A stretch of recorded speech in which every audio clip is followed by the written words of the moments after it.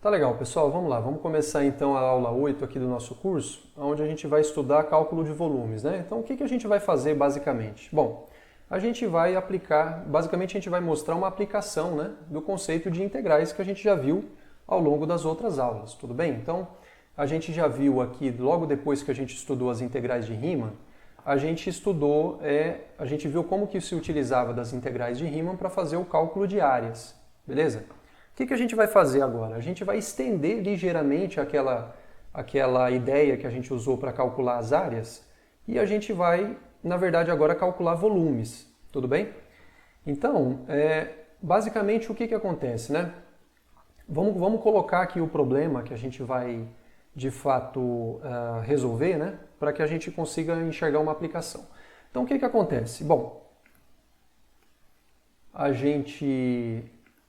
Então, o que acontece? Conforme eu estou falando para vocês, né, nessa sessão a gente vai seguir um procedimento semelhante àquele que a gente usou para calcular áreas, né, de regiões do plano, usando integrais, só que agora para calcular volumes de sólidos no R3, tá certo? E basicamente quem entendeu o procedimento que nos levou a poder usar as integrais de Riemann para fazer o cálculo de área, não vai ter qualquer tipo de problema para conseguir entender também o que a gente vai fazer aqui para calcular volumes de sólidos em R3, tá certo? Então, primeiramente a gente vai calcular volumes de sólidos em R3 usando uma abordagem muito parecida com aquela que a gente usou quando foi calcular áreas, tá certo? E aí depois a gente vai introduzir um novo método, digamos assim, que o livro do Sturt, né? Essa sessão em particular, tá pessoal, eu estou seguindo mais o livro do Sturt do que o do Guidorizzi, tá certo? Até porque nos livros do Guidorizzi, só nas edições mais recentes que tem essa parte de cálculo de volumes, tá certo? Nas edições mais antigas, por exemplo, a que eu tenho em papel aqui, ela não tem, tá certo? Mas nessas mais recentes, inclusive aquelas que tem na biblioteca da unidade, já tem essa parte de cálculo de volumes. Mas eu achei por bem, eu achei que está um pouco mais, digamos assim, mais compacto, mais objetivo, a forma como está feita lá no livro do Sturt, tá certo? Fora também que as imagens, né, e nessa parte quando você vai fazer cálculos de volumes, é bastante importante, embora não seja essencial, mas é muito aconselhável que a gente plote, né, as regiões para a gente ver o que é que está acontecendo e realmente entender o que é que está sendo feito. Tá? E as imagens do livro do Sturt, pelo menos da edição que eu tenho, eu acho que são mais interessantes do que aquelas do livro do Guidorizzi, tá certo? Então, eu estou seguindo mais o livro do Sturt nesse sentido, tá bom, pessoal?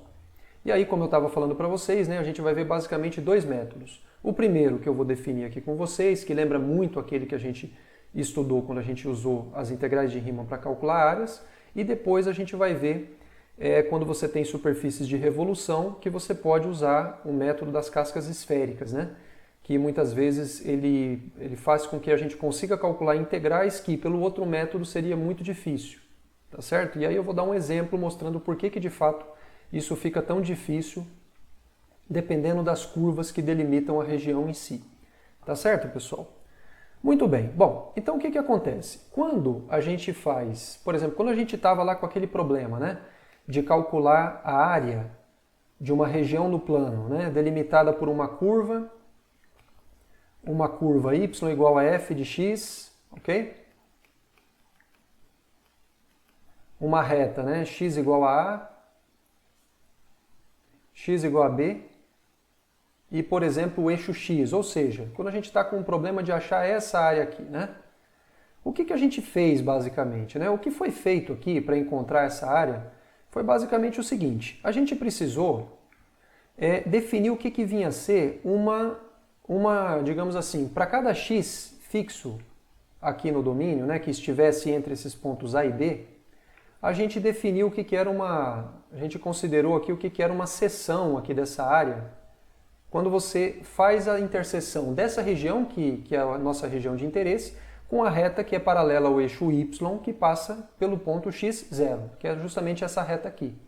Tá certo? Por que foi importante a gente considerar isso? Porque, se vocês bem se lembram, o que a gente fez quando a gente usou as integrais de Riemann é justamente para a gente poder afirmar, né, que a área dessa região que a gente está procurando, de fato era a integral de a até b de f de x dx, no caso em que f era uma função estritamente positiva, como é o caso aqui, o que nos permitiu chegar à conclusão de que essa área de fato é igual a essa integral foi justamente o fato de que a gente podia, uma vez que a gente considerasse uma partição aqui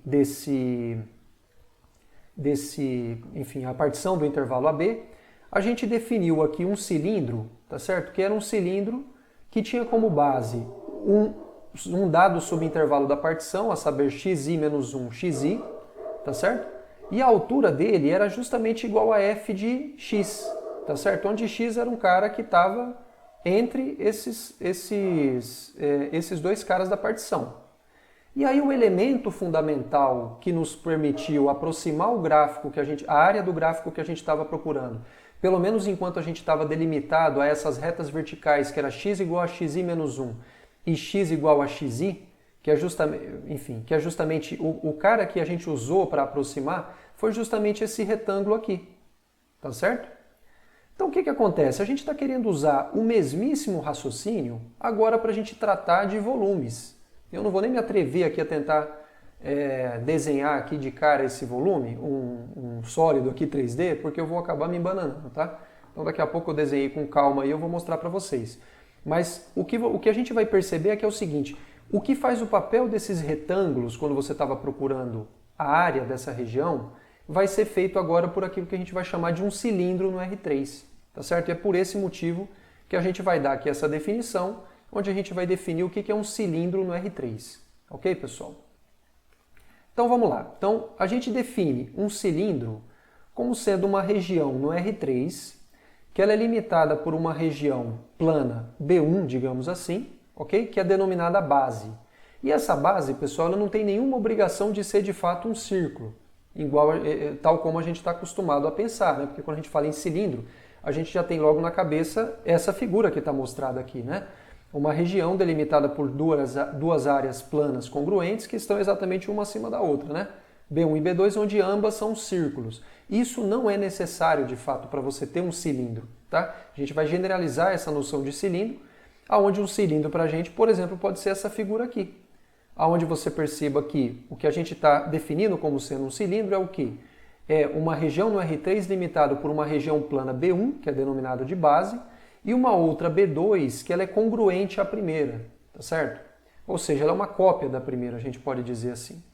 Então a gente define, né, o volume de um cilindro. Um cilindro a gente já sabe o que é. Então é a região do plano delimitada por duas regiões, né, uma acima da outra, onde você tem uma região B1 que está abaixo e uma outra B2 que é congruente à primeira. Então tem que ser uma cópia fiel dessa primeira, só que num nível mais elevado, digamos assim.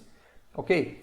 E aí, pessoal, o volume disso daqui, como se espera, ele é definido justamente como sendo o produto da área da base pela altura do cilindro. Ok? Então, por exemplo, esse cilindro aqui, para você medir o volume dele, você precisa conhecer a área da base, ok? E aí, para você calcular a área dessa base, muitas vezes você precisa, digamos assim, se remeter àquela aplicação das integrais de Riemann para o cálculo de áreas de regiões planas, porque isso aqui é uma região plana, ok? Então vai ser a área da base vezes a altura, como se espera. Aqui no caso você vai ter que calcular a área dessa base e multiplicar pela altura, tudo bem? Então nada de excepcional, tá certo? É uma generalização aí bobinha daquilo que vocês talvez entendessem de fato por um cilindro. Tudo bem, pessoal? Muito bem, agora o que a gente vai fazer? A gente agora vai começar o processo de aproximação que vai nos permitir, né, calcular o volume de alguns sólidos no R3 em termos de uma integral, tá certo? Uma integral de Riemann de uma certa função, né? Então o que acontece? Bom, para estimar o volume, né, de um sólido, digamos assim, um sólido S, imagina que a gente tem um sólido S no R3, tá?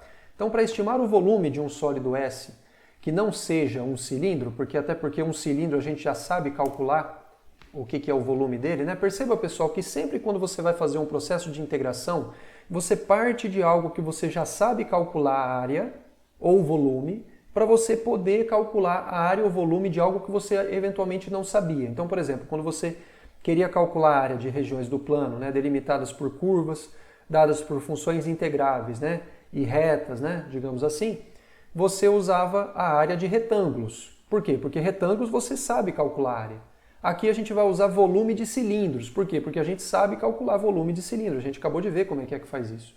Ok, pessoal? Então, para estimar o volume de um sólido S que não seja um cilindro, a ideia vai ser o quê? vai ser de fatiar, entre aspas, o sólido S, tá certo?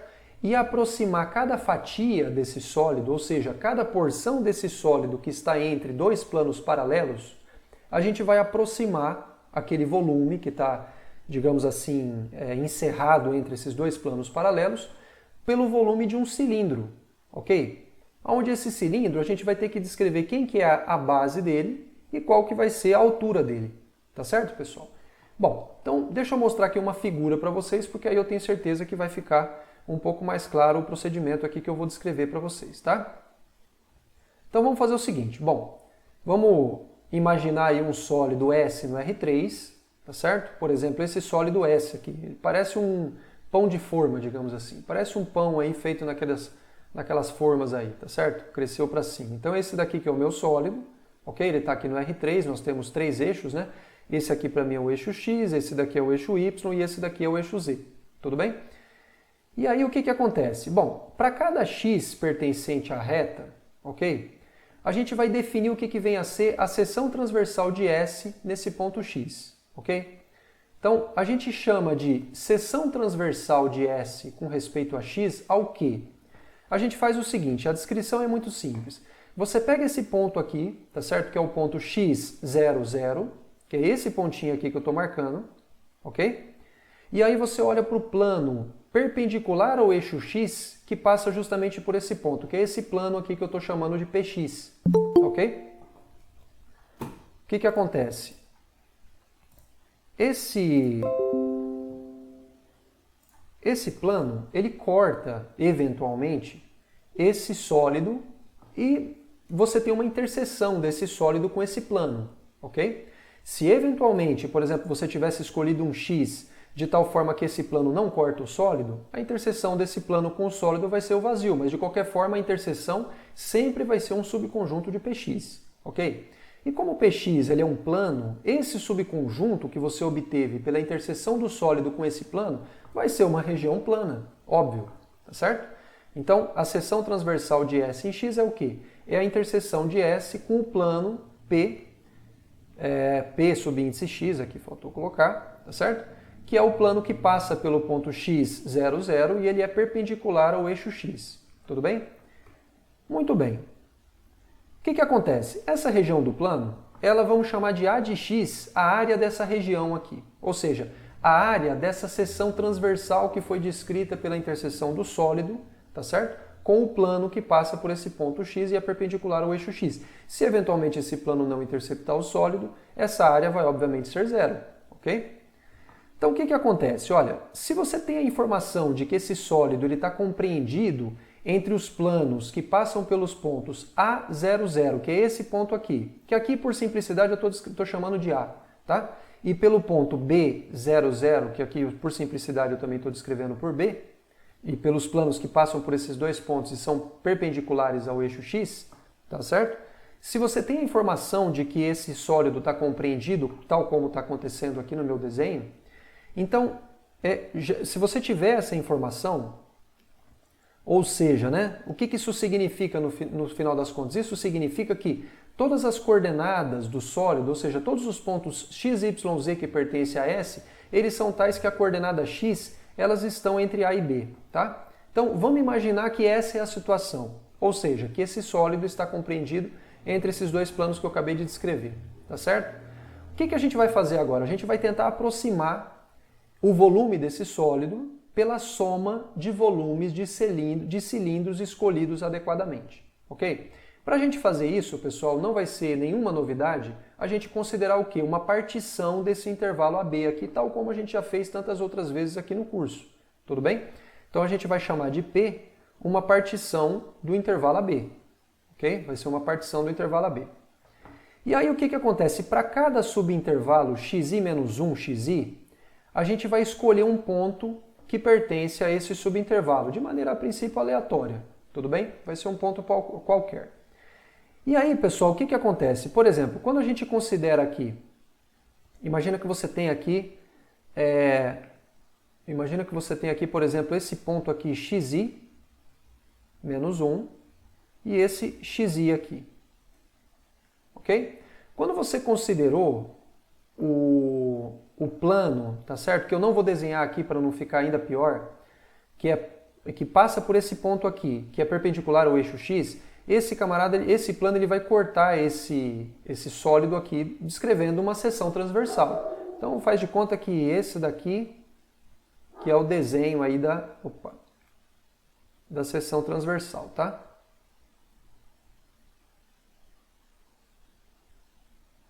Tá aqui. E depois, quando você fizer isso pelo plano que passa por XY, vai acontecer a mesma coisa. Ele vai descrever uma região plana que é também a seção transversal. Tudo bem? Então, a região o volume, digamos assim, o que a gente vai fazer agora?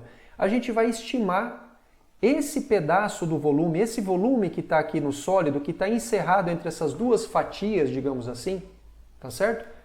A gente pode aproximar esse volume que está aqui no meio pelo volume de um cilindro que tem como base essa figura aqui, imaginando que esse x barra ele foi escolhido aleatoriamente entre xi menos 1 e xi, tá certo? Que no caso é um xi estrela, na verdade, tá? Essa que é a notação aqui que a gente usou. Xi estrela, tá? Olha para o cilindro que tem como base essa seção transversal do sólido com respeito ao plano que passa por esse ponto aqui, tá certo? E que tem como altura exatamente esse intervalo aqui, desde xi menos 1 até xi, que não precisa ser necessariamente congruente a esses cilindros que estão baseados em xi menos 1 e xi. Eles são congruentes a esse que está aqui, olha, tá certo? Então esse cilindro aqui, pessoal, que eu estou desenhando, esse cilindro aqui, a gente sabe, por um lado, calcular o volume dele, que é muito simples, é só você calcular a área da base dele, ou seja, a área dessa região do plano que você obteve quando você fez a interseção do px estrela com o sólido, e multiplicar isso pela altura do cilindro. Qual que é a altura do cilindro? É justamente xi menos 1, tá certo? Então, esse número que você vai ter obtido, ele é um número que fornece uma aproximação para essa região, para essa sub-região do volume, digamos assim, para o volume dessa sub-região do sólido. Tá certo, pessoal? Então, aqui está dito isso. Então, observe que podemos aproximar a iésima fatia, entre aspas, né, SI do volume do sólido S, pelo cilindro de base igual à seção transversal de S em xi estrela, tá certo? E a altura dado por xi menos 1, que é o que a gente costuma chamar de delta xi. Tudo bem, pessoal? Logo, o volume de S ele pode ser aproximado por essa soma de Riemann aqui, olha. Por quê? Você pega em cada uma das partições, em cada um dos subintervalos da partição, ou seja, em cada uma daquelas fatias do sólido, você vai aproximando o volume justamente por aquele cilindro que foi escolhido, tomando como base a seção transversal de um certo ponto xi estrela que pertence ao subintervalo e tem como altura justamente o xi menos 1, ok? Você faz isso para todo o i entre 1 e n, de maneira que você vai varrer todo o sólido, ok? Então isso daqui eu não estou falando que o volume não é igual a essa soma de Riemann, ele pode ser aproximado por essa soma de Riemann, tá certo, pessoal? Aonde aqui na nossa notação, a xi estrela, ele denota justamente a área da seção transversal. Tá certo? Aqui embaixo eu fiz um desenho com mais calma, e aí acho que fica mais visível isso, né? A gente considerou uma partição do intervalo AB, aqui eu mostrei apenas o xi menos 1 e o xi, tá certo? Aqui a gente escolheu um xi estrela que pertence a esse subintervalo e consideramos a xi estrela seção desse sólido, ok? E aí a gente considerou o cilindro que tem como base essa seção transversal e vai ter como altura justamente esse intervalo, xi menos 1 até o de xi menos 1 até o xi, ok? Então, o volume desse cilindro aqui que está desenhado aqui, ele corresponde justamente a essa parcela que corresponde a uma das parcelas da soma de Riemann, tá certo? Quando você faz a soma disso de 1 até n, você vai ter varrido todo o sólido, porque lembre-se que você está supondo desde o começo que o sólido está entre esses dois pontos A e B, tudo bem? E aí com isso você vai ter uma aproximação para o seu volume, tá certo? Qual que é o próximo passo? O próximo passo é você tomar o limite quando a amplitude máxima quando a amplitude da partição tende a zero, tá certo? Daquelas somas de Riemann, E quando você faz isso, o que a gente percebe é que o volume ele corresponde justamente à integral dessa função a de x dx de a até b. Porque olha para cá para a expressão, para a soma de Riemann que a gente está olhando, veja. Isso daqui é a soma de Riemann dessa função aqui, da função a, entre os pontos a e b, porque essa partição é uma partição do intervalo AB, tá certo? Então o volume de fato do sólido que você estava procurando vai ser justamente a integral de a até b de a de x dx, ok? Ou seja, pessoal, por que é interessante você fazer isso? Porque você acabou de resumir o problema de você achar o volume. Você acabou de resumir o problema de você achar um volume a você encontrar áreas. Basta você encontrar áreas de regiões do plano, o que tende a ser mais simples, tá certo? E depois você integrar isso. Da mesma forma que quando você fala que a integral quando você fala que a área de uma região do plano, ela é integral de a até b daquela função que está descrevendo aquela área, tá certo? Aquela região do qual você está calculando a área. Claro que aqui assumindo que f é uma função positiva, tá? Quando você fala que aquela área é justamente a integral de a até b de f de x dx, o que você está fazendo é, resumindo o problema de encontrar uma área de uma região do plano, a você saber calcular o comprimento de um segmento de reta, tá certo? Porque o segmento de reta vai ser justamente, o comprimento dele vai ser justamente f de x. Então, quando você escreve esse tipo de coisa, você está fazendo o quê? Você está reduzindo a dimensão do problema, beleza? Você está deixando de considerar um problema que estava no R3 para você resolver um problema no R2, aqui nesse caso. Quando você estava calculando áreas, você está deixando de considerar um problema no R2 e resolvendo um problema na reta, porque basta considerar comprimentos de reta. Tudo bem? Muito bem, então vamos lá. Vamos dar aqui alguns exemplos e aí eu acho que vai ficar mais claro para vocês, né? Então, por exemplo, pessoal, imagina que a gente tenha o seguinte problema, olha, imagina que a gente queira mostrar que o volume de uma esfera de raio R, ela vale justamente 4/3 de πr ao cubo, tá? Que é uma fórmula que eventualmente aí alguns de vocês pode ser que tenha visto ou num curso de GA que eventualmente vocês tenham feito, ou até mesmo durante o ensino médio, tá? Ou quando eu estava estudando para o vestibular, né? Então vamos mostrar realmente, imagina que a gente não lembra aqui dessa fórmula, tá certo? Então vamos mostrar que de fato o volume de uma esfera de raio R, no R3, é justamente 4/3 de πr ao cubo, tá certo? Bom, o que a gente faz? Vamos desenhar aqui uma esfera no R3, então está aqui a minha esfera, está aqui o eixo X, o eixo Y e o eixo Z, está aqui a minha esfera, né? Muito bem. O que acontece? Bom, essa esfera, pessoal, ela está centrada aqui no ponto 0, 0, 0 e ela cruza os 3 eixos coordenados nos pontos sempre que distam da origem uma quantidade igual a R, né? Então aqui vai ser o ponto R00, 0, aqui é o menos R00, aqui vai ser, assumindo que esse aqui é o eixo Y, vai ser o 0R0, esse daqui vai ser o 0 menos R0, e esses pontos aqui, né, de cima vão ser os pontos 00R e 00 menos R, ok?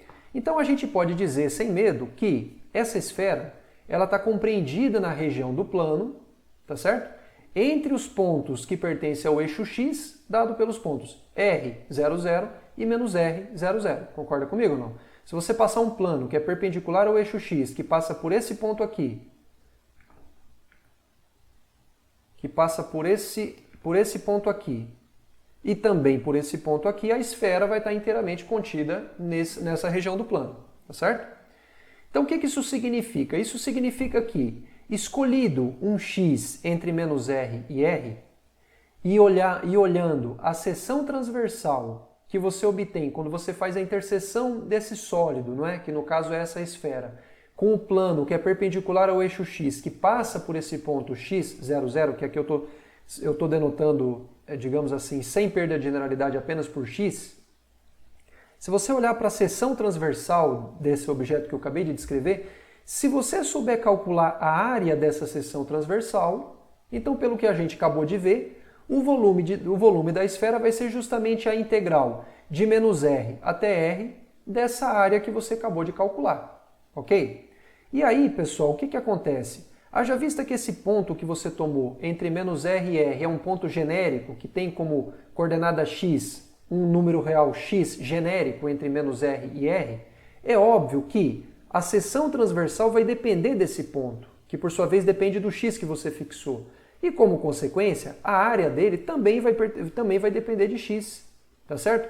Então é mais do que natural a gente esperar que quando a gente calcular a área dessa seção transversal, a expressão que a gente vai obter é uma expressão que vai depender de x, e tem que depender mesmo, tá certo? Então, a gente já sabe o que vai acontecer. O que a gente vai fazer? Veja, a gente já teve aqui a ideia geométrica, a gente já plotou. Eu aconselho fortemente, pessoal, a vocês usarem o GeoGebra para vocês plotarem essas coisas aqui. O que acontece? Quando você está lá no GeoGebra, não sei se todo mundo aqui conhece, tá certo? Ele tem é um software que vocês baixam, tem aplicativo no celular, tem para o Windows, tem para o Mac, tem para tudo que é sistema operacional, um software gratuito, livre, né? Se vocês não quiserem baixar, vocês acessem www.geogebra.org, que aí vocês têm acesso à versão online mesmo do aplicativo, né? E aí, pessoal, lá vocês conseguem plotar tudo isso. E aí eu brincando lá dentro do programa para fazer as figuras que daqui a pouco vocês vão ver aqui, eu achei até uma ferramenta, pessoal, que dá para você colocar em 3D as figuras. Então, por exemplo, você pode plotar aqui os eixos coordenados e uma esfera e você coloca em 3D. Aí, para quem tem aqui, eventualmente, aqueles óculos, sabe assim, com uma lente azul e a outra vermelha, e quando você coloca assim, fica muito legal, porque você vê mesmo o negócio em 3D, sabe? De uma maneira muito legal mesmo. É realmente impressionante. É uma pena que a gente não está numa sala de aula para poder projetar e colocar vocês para verem, porque é muito legal mesmo. Então explorem essa ferramenta, tá? Que é o GeoGebra, porque vale muito a pena. Beleza? Então, pessoal, imagino que vocês estejam concordando comigo aqui que a gente já sabe o que é que a gente vai fazer. Tudo o que a gente precisa é descobrir a área dessa seção transversal, tá certo? Obtida pela interseção do sólido em questão com esse ponto aqui que a gente marcou. Tudo bem? Então vamos lá. Vamos ver como é que a gente faz. Então vamos lá. Vamos fixar um x entre menos r e r, ok? E aí vamos olhar para a seção transversal desse sólido com respeito a esse ponto x. Tudo bem? Bom, a gente sabe, né, que uma esfera, independentemente da seção transversal que você considere, sempre vai ser um círculo. Sempre. Ok? Então, em particular, você sabe que ele vai ser um círculo e você sabe exatamente o raio dele, né? Porque se a gente observar aqui, pessoal, se você fixou esse ponto x aqui, ele vai ser justamente o centro desse círculo, né? Esse ponto x, 0, 0. E o raio desse círculo, ele vai ser quanto, né? O raio desse círculo vai ser o seguinte, ele vai ser justamente igual a raiz quadrada de r ao quadrado menos x ao quadrado. E por que ele vai ser isso daí, né? Bom, o que acontece? Se você olhar para esse... Você sabe que essa função aqui que descreve essa esfera aqui em cima, se você ignorar, tá certo? Se você olhar, digamos assim, para a interseção dessa reta, se você olhar para a interseção dessa esfera com o plano XY, na verdade aqui fica mais fácil para a gente enxergar a interseção dessa reta com o plano XZ, tá certo? Se você olhar para essa reta, então, se você olhar para a interseção dessa esfera com o plano XZ, você vai ter exatamente essa curva em amarelo aqui que está delimitando a parte superior aqui da esfera. Tudo bem? E aí, pessoal, o raio desse círculo aqui que a gente acabou de determinar, ele é justamente igual a é justamente igual ao comprimento desse segmento de reta aqui, né? E se a gente olhar aqui, pessoal, a gente tem aqui um triângulo retângulo, né? Porque você tem aqui um ângulo reto, tudo bem? Você sabe que esse cateto, ele corresponde, né, que une a origem até esse ponto que pertence à esfera. É óbvio que essa hipotenusa, perdão, isso aqui não é um cateto, isso aqui é a hipotenusa desse triângulo retângulo. Essa hipotenusa, ele vale exatamente R, tá certo? E esse cateto aqui, que é o cateto, esse cateto aqui, ele vale exatamente X, porque vamos lembrar que esse ponto que você pegou, no caso, ele vale módulo de X, né, digamos assim, tudo bem? Porque você não sabe se esse x, eventualmente, você tenha pego ele para cá, aqui para o lado esquerdo, né? Então, no caso, ele seria menos x. Mas o que você sabe é que essa distância aqui é exatamente igual a módulo de x, tudo bem? Então, esse y, que é a medida desse cateto que corresponde ao raio do círculo que você está procurando, ele pode ser obtido como se você sabe que r ao quadrado, pelo teorema de Pitágoras, você sabe que r ao quadrado ele vai ser igual a x ao quadrado mais y ao quadrado, ok? Então isso significa, né, que y ao quadrado vai ser igual a r ao quadrado menos x ao quadrado, e por esse motivo o y, ele vai ser, como o y é um raio, né, então é algo positivo, você ignora, porque é claro que aqui o y ele seria igual a mais ou menos a raiz de r ao quadrado menos x ao quadrado. Você ignora a raiz negativa, porque você só está interessado na raiz positiva, tá? Então essa daqui que é a expressão do raio do círculo que você está procurando. É por isso que eu estou falando que o círculo ele tem raio y igual a raiz de r ao quadrado menos x ao quadrado. Ok? E aí, pessoal, a partir de então, tudo que você precisa é calcular a área desse círculo, cujo raio você já sabe quanto vale, né? Então, a área desse círculo vai ser o quê? Vai ser π vezes o raio ao quadrado. Ora, se o raio vale raiz de r ao quadrado menos x ao quadrado, então a área desse círculo vai ser π vezes r ao quadrado menos x ao quadrado, né? Quando você fizer isso aqui vezes isso daqui, vai dar isso daqui sem a raiz, tudo bem? Muito bem, ou seja, percebeu, pessoal, como é que a gente resumiu o nosso problema a achar a área de uma região do plano, coisa que a gente resolveu usando o quê? Trigonometria básica, tá certo? Então, pessoal, o volume aqui que a gente vai estar procurando vai ser o quê? A integral de menos r até r dessa função aqui, que é a função justamente a de x, que é a função que está dentro aqui do integrando. Lembrando que essa função ela vai retornar para a gente a área da x-seção, tá certo? Da x-seção do sólido baseado no ponto x, ok? E aí basta calcular essa integral. Então, o que é isso daqui? Isso daqui é, e claro, com respeito à variável x, ok? Então veja, isso daqui é π vezes r ao quadrado, isso daqui é uma constante. Então, a integral dessa constante com respeito a x vai dar πr ao quadrado vezes x calculado de menos r até r. Então aqui na verdade tem um parênteses. Menos a primitiva de πx ao quadrado, que vai ser o quê? Menos πx ao cubo sobre 3, calculado de menos r até r, ok? Fazendo os cálculos, quando você aplicar isso aqui em r, vai dar o π aqui que você tira em evidência, né?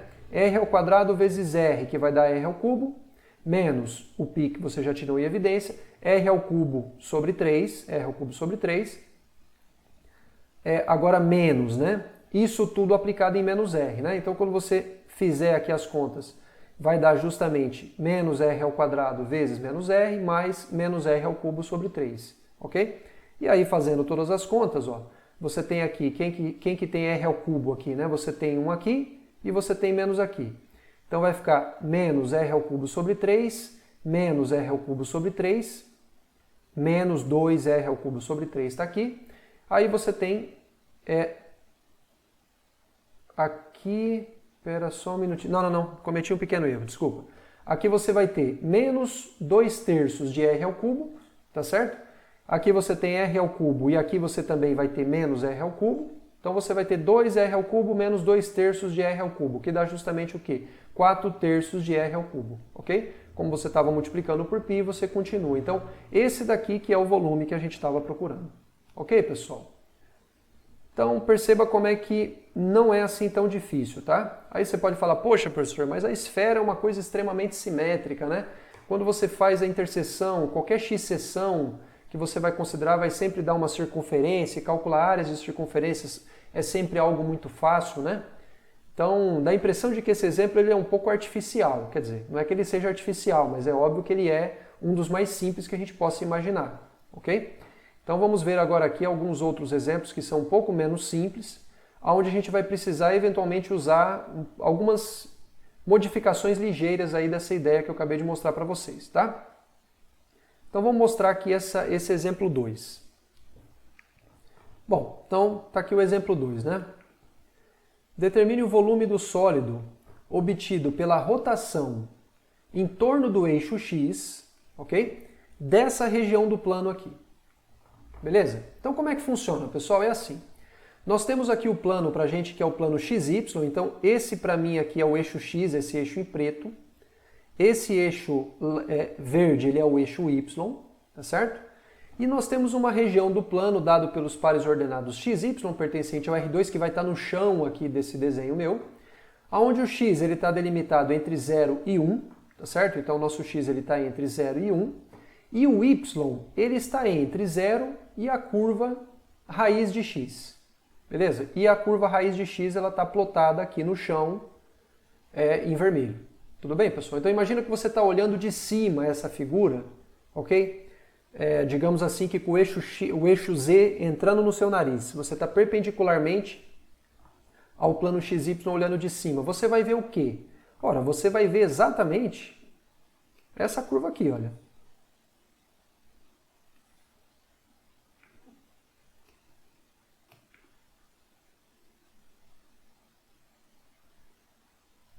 Você vai estar olhando para essa curva e você vai estar olhando para ela delimitada entre x igual a 0 e x igual a 1, ok? X igual a 0, x igual a 1 e isso aqui é a curva y igual a raiz de x. O que você fez aqui? O que a gente fez? A gente pegou essa área aqui, essa daqui que é a região R que a gente está procurando, tá? Quer dizer, que está descrita aqui. Essa daqui que é a região R, ok? O que você faz? Você pega essa região e você roda ela, você gira ela com respeito, essa aqui que é a região R, e você gira ela com respeito ao eixo X. Esse daqui é o eixo X, esse daqui é o eixo Y. Quando você faz isso, você vai obter esse sólido aqui, preenchido completamente, tá? Toda essa região aqui está preenchida. E o que você quer saber é o volume desse sólido, beleza? Muito bem. Como é que a gente faz? Como é que a gente calcula aqui esse volume, né? Bom, a gente vai fazer do mesmo jeito que eu acabei de descrever para vocês. Perceba que esse sólido ele está delimitado pela região do plano que está entre os planos que são planos perpendiculares ao eixo x, que passa pelo ponto 0, 0, 0 e pelo ponto x e pelo ponto 1, 0, 0, tá certo? Por que eu sei isso? Porque eu sei que o meu R e o x ele está delimitado entre 0 e 1. Então quando você faz essa rotação, não vai ter nenhum ponto aqui desse sólido que vai sair para fora dessa reta, tudo bem? Então, pessoal, o que a gente vai precisar fazer? A gente vai pura e simplesmente precisar fazer a integral de 0 até 1. Esse volume vai ser o quê? A integral de 0 até 1 da área da x seção desse sólido quando você considera a interseção desse sólido com o plano delimitado pelo plano que é perpendicular ao eixo x, que passa pelo ponto x que você fixou genericamente entre 0 e 1, tá certo?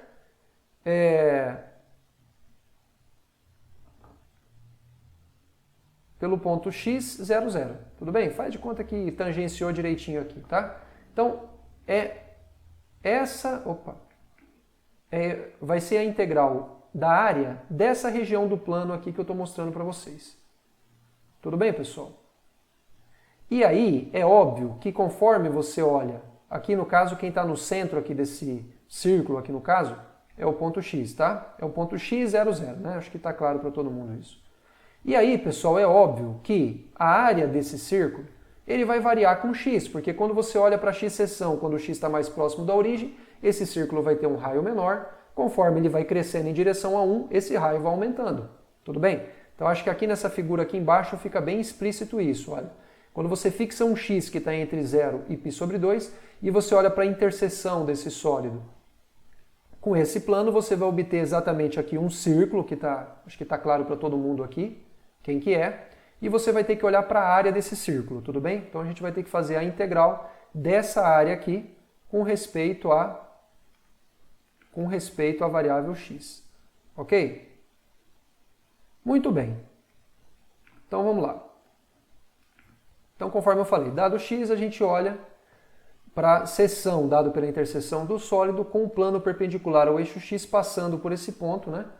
E aí, pessoal, não vai ser difícil que a gente perceber que esse círculo, ele vai ser um círculo que vai ter raio exatamente, vai ser um círculo, né, que vai ter centro no ponto x, 0, 0, e o raio dele, pessoal, é exatamente igual a quê? É exatamente igual à altura aqui é igual a distância entre esse ponto até o topo dessa curva. Então, por exemplo, se o x que você fixou é esse daqui, o raio do círculo vai ser exatamente igual ao comprimento desse segmento aqui que eu estou plotando, certo?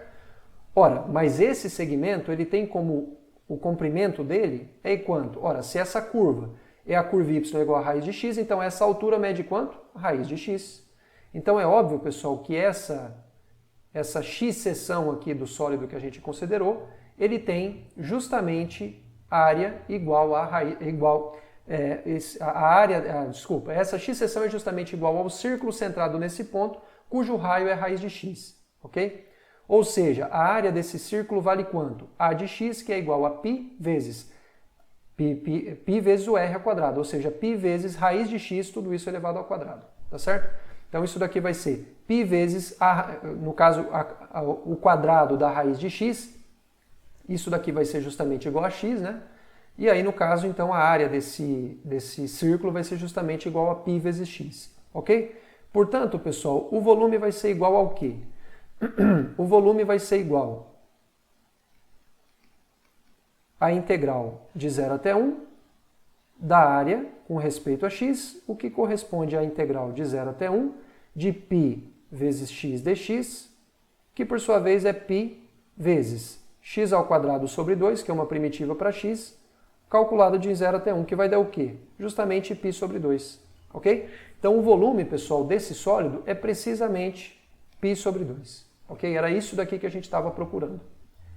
Tudo bem, pessoal? Então, esse exemplo aqui também não apresentou assim grandes dificuldades, ok?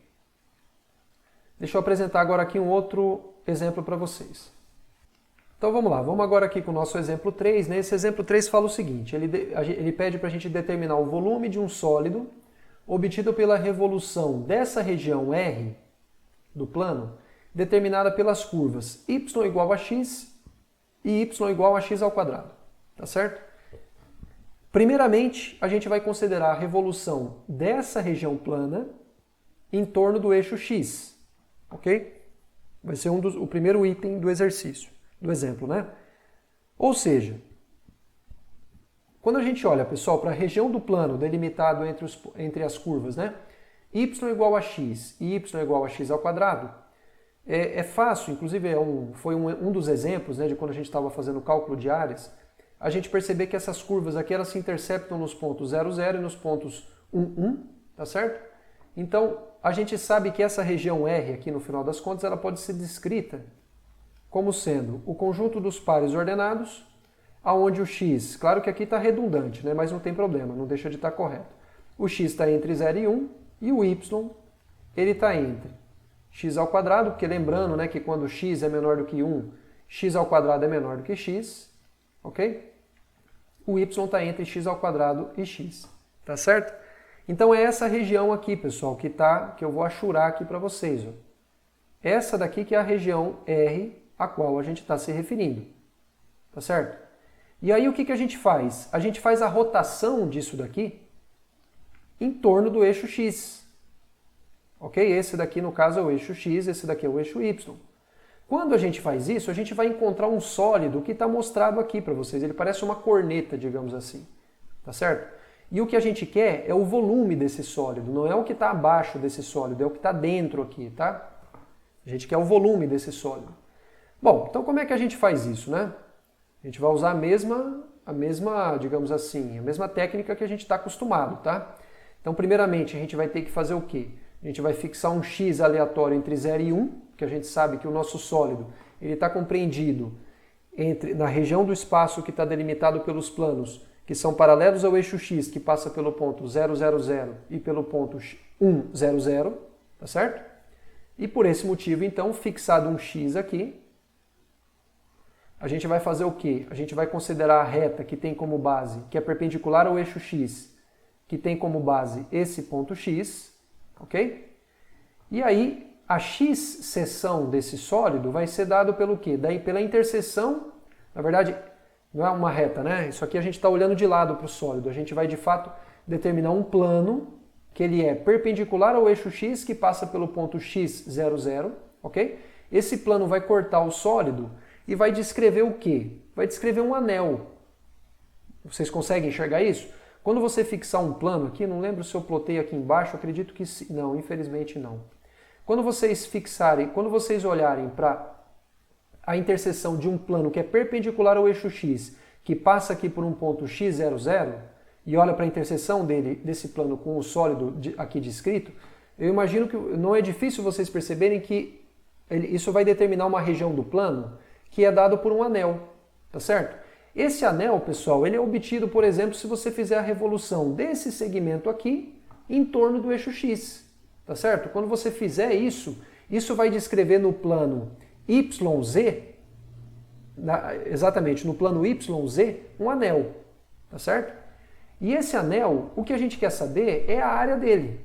Tudo bem? Por quê? Porque a integral, porque justamente o volume desse sólido vai ser a integral da área desse anel com respeito a x, para x variando de 0 até 1. Ok? Então é isso daqui que a gente precisa descrever, tá? Então vamos analisar aqui o que é que eu fiz, que vocês acreditam que vão entender o que é que foi feito. Veja, então, primeiramente, né, as curvas y igual a x e y igual a x ao quadrado se interceptam nesse ponto 0, 0 e no ponto 0, 1, ok? E aí também observe que a seção transversal do sólido, né, com respeito ao eixo x, em um certo ponto genérico x00, onde x é um cara que está entre 0 e 1, ele é dado o quê? Ele é dado por um anel e a gente consegue descobrir quanto que vale o raio interno e quanto que vale o raio externo desse anel, tá? Então, vai ser uma figura assim, olha.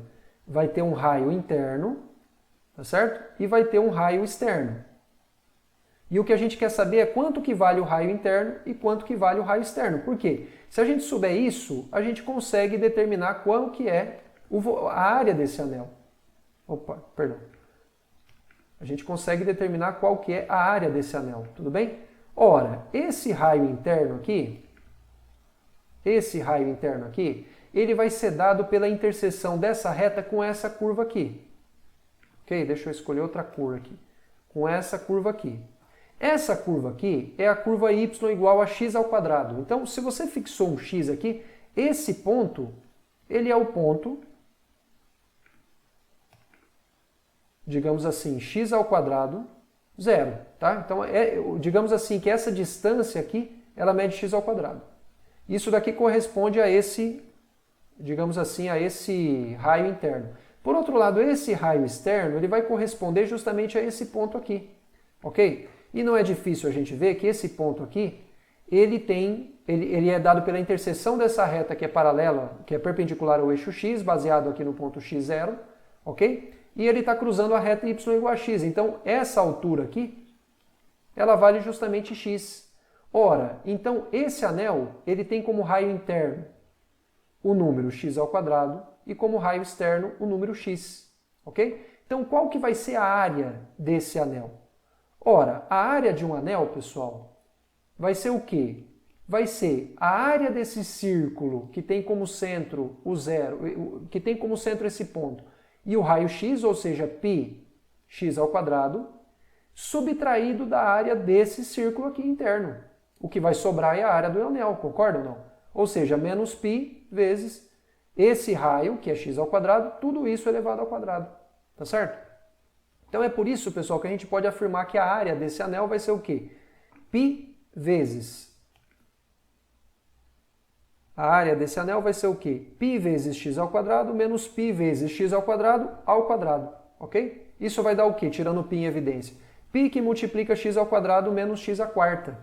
Tá certo? Então, essa daqui, pessoal, que é a área desse anel aqui que eu acabei de descrever para vocês. O que a gente vai fazer agora? A gente vai integrar essa área de 0 até 1 com respeito à variável x.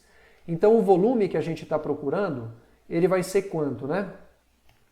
O volume que a gente vai estar procurando, ele vai ser igual à integral de 0 até 1 de a de x dx. Certo? Ou seja, a integral de 0 até 1 de π que multiplica x ao quadrado menos x à quarta dx.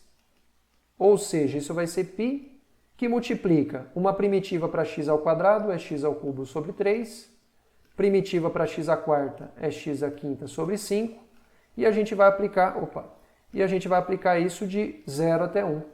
Isso daqui, quando for calculado no 1, vai dar quanto?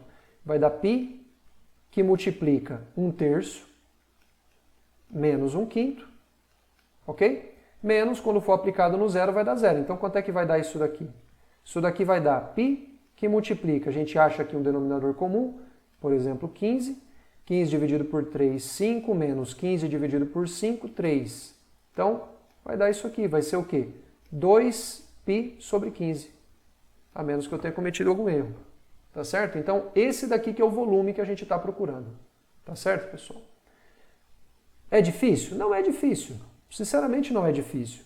O que precisa ser feito é simplesmente calcular a área desse anel aqui que a gente está considerando. E isso daqui é uma análise simples que a gente consegue fazer olhando para as curvas em questão. É claro, pessoal, que para vocês conseguirem fazer isso, eu aconselho fortemente que vocês aprendem a desenhar um pouquinho na mão isso daqui, tá certo? E aí, se alguém tiver alguma dificuldade, né, nesse processo de aprendizagem, é importante ir plotando lá no GeoGebra ou qualquer outra ferramenta aí, pode ser no MATLAB, né? No Maple, no Matemática, enfim. Tem uma série de aplicativos aí que permite vocês plotarem essas superfícies, tá? Ajuda bastante. Bom, agora, pessoal, vamos ver agora uma coisa um pouquinho mais complicada, tá? E é justamente essa dificuldade que vai dar a deixa para a gente fazer, para a gente introduzir aí a próxima técnica de integração. Tudo bem? Então é o seguinte, imagina que agora a gente tem a mesma região R do plano, tá? Lembrando que aqui a nossa região R do plano é dado pelos pontos x e y que estão na interseção entre as curvas y igual a x e y igual a x ao quadrado. Tá? Então a gente já sabe, né, fazendo um estudo prévio dessas curvas, a gente já sabe que elas se interceptam nos pontos 0, 0, nos pontos 0, 0 e 1, 1, tá certo? Então a gente sabe, fazendo uma análise da curva, que essa região R corresponde aos pontos x e y, né?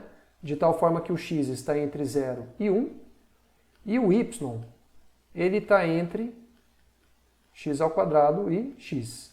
Beleza? Então a região é a mesma, tudo bem? E a região está aqui, olha. Perceba que aqui, pessoal, a origem está aqui, tá? Olha, a origem está aqui, essa reta preta não é a origem, tá certo? E aí, pessoal, o que a gente vai fazer é o seguinte, é calcular o volume do sólido obtido pela revolução dessa região do plano R, que é a mesma dos outros dois itens, porém agora com respeito a essa reta aqui, x igual a menos 1, que é uma reta do plano, tá? Então aqui a gente está no plano, esse daqui é o eixo x, esse daqui é o eixo y, e aqui nós temos a reta x igual a menos 1. Beleza? E você vai fazer a revolução dessa região aqui, olha, que é essa região R aqui,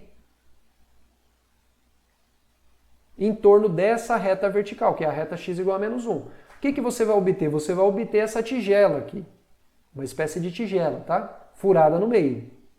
Beleza? Aqui, pessoal, essa tigela não está completa, tá? Quando você faz a revolução, você tem que cobrir inclusive esse pedaço. Eu deixei ela aberta aqui para vocês verem mais facilmente como é que ela é de perfil. Tudo bem? Se você quebrasse ela numa direção, assim, digamos, radial, vocês veriam exatamente esse desenho aqui, tá? E o que a gente quer saber é o volume dessa tigela aqui, tá? Não é o volume do que cabe dentro da tigela, é o volume do que está aqui encerrado entre as paredes da tigela. Tudo bem, pessoal? É isso daqui que a gente precisa ver. Qual que é a diferença com respeito ao que a gente viu nos dois últimos itens? A diferença, pessoal, é que antes a gente sempre fez revoluções com respeito ao eixo x. E agora a gente está fazendo uma revolução com respeito a um eixo que é perpendicular ao eixo x. Porque o eixo de revolução agora é o quê? É essa reta x igual a menos 1, que é uma reta perpendicular ao eixo x. Ok? Então isso muda um pouco a forma como a gente vai analisar aqui o nosso problema, tá? Digamos assim, que o método é o mesmo. O que a gente vai fazer? A gente vai ter que considerar seções desse sólido, calcular as áreas dessa seção, a área dessas seções, e depois integrar isso com respeito a uma certa variável entre dois pontos que você saiba que são pontos assim que delimitam planos, que determinam planos, aonde você sabe que o sólido está contido dentro desses planos. Tudo bem? Só que agora, pessoal, perceba que você já vai ficar mais complicado de você fazer o seguinte. Se você pegar um x aqui, tá certo? Se você fixar um x, digamos assim, digamos que você fixe o x em um certo intervalo. Primeiro que eu não sei o intervalo com respeito a qual aqui a gente está considerando. Quer dizer, na verdade seria fácil, né? Esse x, é claro que a gente sabe que essa curva, né, a distância desse ponto até esse, assim como a distância desse ponto até esse, mede uma unidade. Se você fez uma revolução com respeito à reta x igual a menos 1, então é óbvio que esse sólido ele vai estar entre x igual. Quando você faz essa revolução, haja vista que o menos 1 está aqui, né? Haja vista que a distância da origem até esse eixo de revolução vale uma unidade, então você sabe que o lado mais distante do ponto menos 1, ele vai estar distando uma unidade somado a mais o comprimento dessa curva, que no caso é mais uma unidade. Então você vai estar aqui no centro de revolução, que é o menos 1. Você vai ter que somar mais uma unidade e depois mais uma. Você chega lá no menos 3. Então, você sabe que o seu x, todo mundo que pertence a esse sólido, tá certo? Todo ponto x, y, z que pertence a esse sólido, você sabe que o x está entre menos 3 e x igual a 1. Ok? Porque de menos 1 você soma 1, chega no 0, quando você soma 1 de novo, cai lá no 1. Tá certo? Só que tem uma coisa, se você considerar uma x seção desse sólido aqui, vai ficar um pouco complicado de você calcular a área dessa x seção, tá certo? Porque veja, quando você calcular aqui uma x seção, você vai ter que olhar para digamos assim, quando você vai ter que olhar para a interseção desse sólido com esse plano que é perpendicular ao eixo x, que passa pelo ponto x00, tá certo? E aí, essa área, esse formato, ele vai ser mais complicado, porque você perceba que ele vai ter, dependendo da onde você cruza, ele vai ter uma componente conexa, vai ser formado por um pedaço. Se esse x ele passa de 2, ele vai passar a ser formado por dois pedaços, um do lado de lá e outro do lado de cá. Tá certo? E aí, pessoal, vai ficando cada vez mais complicado vocês calcularem essa área, tá certo? Vai ficando mais difícil. Dá para fazer? Dá. Certamente dá para fazer, mas é mais difícil do que o que eu vou mostrar para vocês. Ok? Então, o que é que a gente vai fazer? A gente vai fazer o seguinte, é sempre mais fácil, pessoal, vocês fazerem a sua variável, ela variar ao longo do seu eixo de revolução, tá certo? Então, o eixo de revolução aqui, qual que é? Essa reta x igual a menos 1. Então, a gente vai tomar o quê? A gente vai tomar variáveis vivendo nesse eixo de revolução, porque aí vai ficar mais simples. Porque perceba que quando você considerar as seções aqui, imagina que você vai fazer agora a sua variável de integração, que vai te resultar do volume, variar em cima desse eixo aqui, tá? Então, imagina que você pegue um cara aqui, que aqui a gente vai chamar de y, que é um ponto da forma menos 1, y, 0, tá? Que é um ponto que vive aqui nesse eixo. Quando você olhar para eu vou chamar de y seção aqui do meu sólido, tá? Quando você olhar para a y seção desse sólido, você vai ter que fazer o quê? Você vai ter que fazer a interseção desse sólido com o plano que ele é perpendicular à reta que passa a essa reta, né, que é x igual a menos 1, tá certo? Que é perpendicular a essa reta que passa pelo ponto menos 1, y, 0.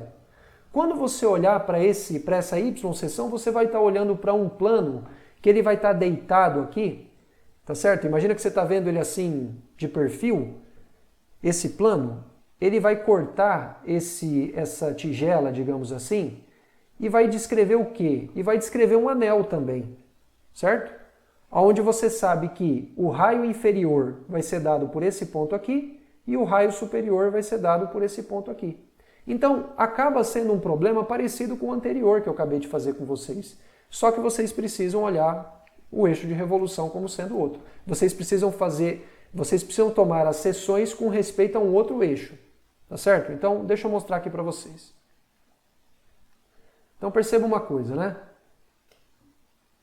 Note que, diferentemente dos casos anteriores, aqui o eixo de revolução ele é paralelo ao eixo y. Tá certo? Anteriormente ele era perpendicular ao eixo y, porque nos outros exemplos o eixo de revolução era sempre o eixo x, que por sua vez era perpendicular ao eixo y. Aqui o eixo de revolução ele é paralelo ao eixo y, ok? E perceba ainda que todos os pontos que pertencem ao sólido, eles têm coordenadas y, porque a altura dele vai estar sempre entre 0 e 1, tá certo? Porque vocês percebam que essa região R aqui, ela está delimitada pelos O x você sabe que está sempre entre 0 e 1, e o y também está sempre entre 0 e 1, tá certo? Porque perceba que o y vai estar entre x ao quadrado e x, tá certo? Mas quando x varre 0, 1, esses valores de y também varrem o intervalo 0, 1. Então você sabe que essa região, esse sólido, ele também está compreendido, tá certo? Entre os pontos, as coordenadas y dele também estão entre 0 e 1. Opa! Também estão entre 0 e 1, tá certo? Então o que acontece? Para cada y que você fixe entre 0 e 1, digamos esse y aqui, ok? Você sabe que a seção transversal ao eixo de revolução, né, que é esse eixo x igual a menos 1, vai ser o quê? Vai ser um anel, conforme eu falei para vocês. E você sabe o quê? Ele vai ter um raio menor e um raio maior. Como é que você acha o raio menor e como é que você acha o raio maior? Aí que está a dificuldade, tá? Para você achar isso, pessoal, veja, aqui, como você está tomando y como sendo a variável, então vamos lá. Você sabe que o seu y, você tomou ele, deixa eu escrever aqui. Então vamos lá, pessoal, eu sei que esse ponto aqui, ele é um ponto da forma x ao quadrado. Por quê? Porque ele pertence à curva y igual a x ao quadrado. Tá certo? Só que tem uma coisa, esse ponto, o que eu conheço dele é a coordenada y. Eu sei que esse camarada aqui é igual ao y que eu fixei aqui entre 0 e 1. Então eu quero descobrir quem que é o x, de tal forma que esse ponto vai pertencer a essa curva.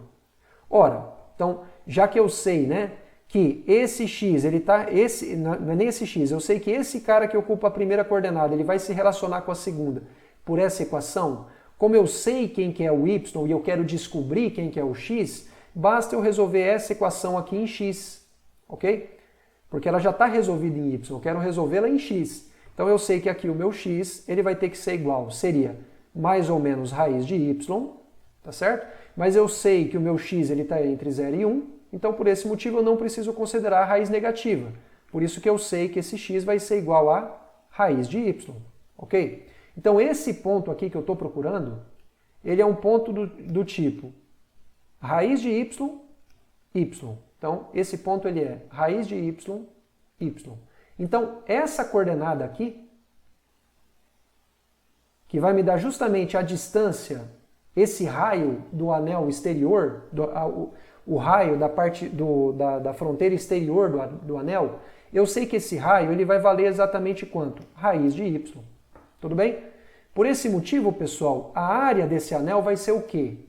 Ora, vai ser a área do círculo com o maior raio, que por sua vez vai ser π vezes raiz de y ao quadrado, menos a área do círculo com o menor raio, que vai ser π vezes o raio inferior. Quem que é o raio inferior? Y. Então vai ficar y ao quadrado. Então é isso aqui que a gente vai ter que resolver, ó, que por sua vez está escrito aqui embaixo. Então a área que a gente está procurando é a área do anel que tem como raio exterior. Ah, só que tem uma coisa, tá, pessoal? Eu acabei de cometer um pequeno erro. Qual que foi o pequeno erro aqui que eu cometi, tá? O pequeno erro que eu cometi é que é o seguinte, o eixo de revolução não é o eixo Y, eu fiquei atuando como se fosse. O eixo de revolução é esse eixo aqui, que dista do eixo Y exatamente 1. Então, na verdade, o anel, ao invés dele ter como sendo o raio inferior Y, ele vai ter quanto? Ele vai ter Y mais 1, que é essa distância aqui que eu não havia considerado. Então, o raio inferior vai ser 1 mais Y, e o raio exterior, ao invés de ser raiz de Y, vai ser 1 mais raiz de y, ok? Que está aqui. Então, pessoal, a área vai ficar o quê? π vezes r ao quadrado, que é o raio do anel, da fronteira maior do anel, que no caso é 1 mais raiz de y ao quadrado, menos a área do círculo menor, que no caso é π, que multiplica o raio do círculo menor, que é 1 mais y ao quadrado, ok? Então, fazendo as contas aqui, pessoal, vai ficar... O quadrado disso aqui vai dar o quê? O quadrado do primeiro, mais 2 vezes o primeiro pelo segundo, mais o quadrado do segundo, menos. O quadrado disso aqui vai dar o quê? Quadrado do primeiro, com sinal de menos, mais 2 vezes o primeiro pelo segundo, com menos dá menos 2y, mais o quadrado do segundo, com menos dá menos y ao quadrado, tá? Fazendo todos os cálculos aqui, esse 1 vai embora com y, aqui y menos 2y vai dar menos y, que está aqui, ok? Menos y quadrado está aqui, e 2 vezes raiz de y está aqui, ok? Portanto, pessoal, esse volume vai ser o quê? O volume vai ser justamente... o volume vai ser a integral de a de y dy entre 0 e 1. Ou seja, vai ser π, né, porque eu já vou tirar esse π aqui para fora da integral de 0 até 1 de quem?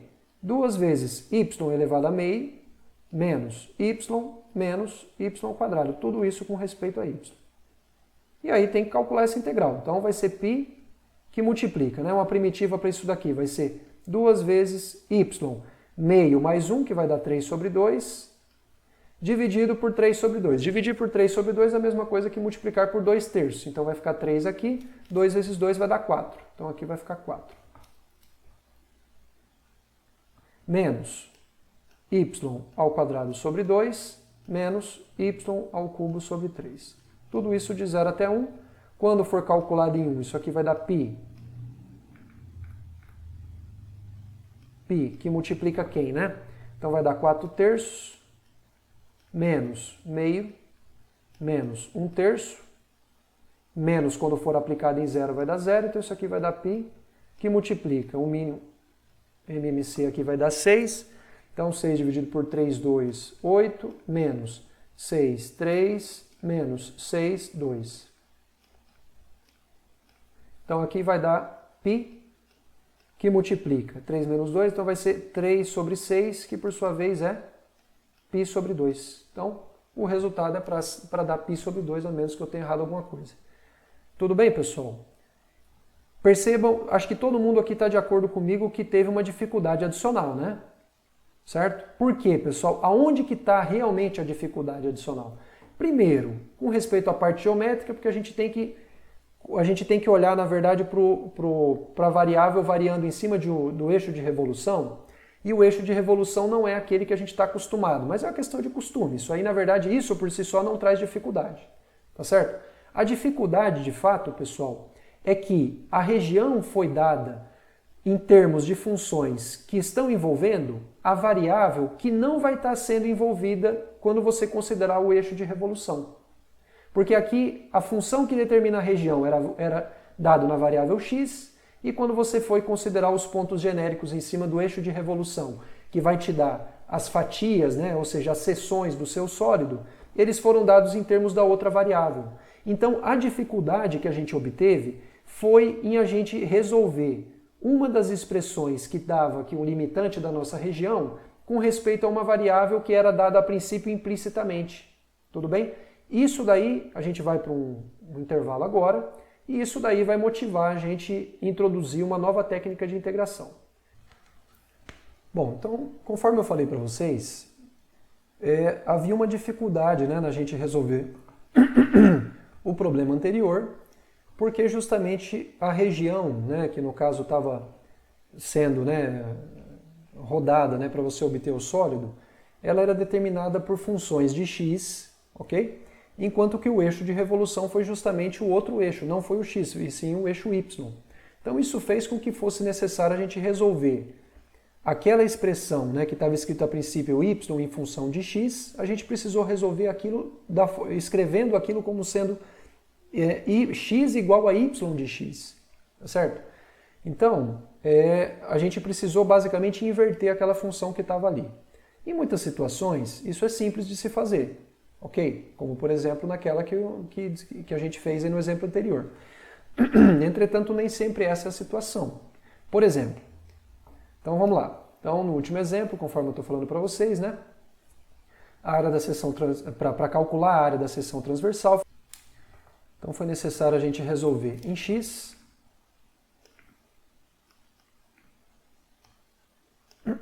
essa equação y igual a x ao quadrado, certo? Para x entre 0 e 1. Então, conforme eu disse para vocês, nesse caso particular foi fácil a gente encontrar que x era a raiz de y. Isso daí não trouxe maiores dificuldades para a gente, né? Entretanto, muitas vezes você encontrar a inversa de uma função, você conseguir expressar a inversa de uma função em termos aí de funções conhecidas, é algo que não é simples, tudo bem? Então, por exemplo, se você for tentar, se ao invés da curva, né, y igual a x ao quadrado, que estava envolvido na delimitação daquela região R, né, que a gente acabou revoluindo, se a gente tivesse, por exemplo, essa curva aqui, olha, se ao invés da curva y igual a x ao quadrado fosse a curva y igual a 2x ao quadrado menos x ao cubo, para a gente conseguir isolar o x aqui nessa expressão é algo muito complicado, tá certo? Então, basicamente, se a gente não souber uma outra forma de resolver esse tipo digamos assim, de problema parcial, né, que no caso está aparecendo aqui para a gente resolver um problema de volume, a gente não vai conseguir fazer o exercício, tá certo? Então é por isso, pessoal, que a gente vai, isso daí motiva, no final das contas, introduzir um outro método, tá certo? Para o cálculo do volume de sólidos delimitados pela revolução de curvas, ok?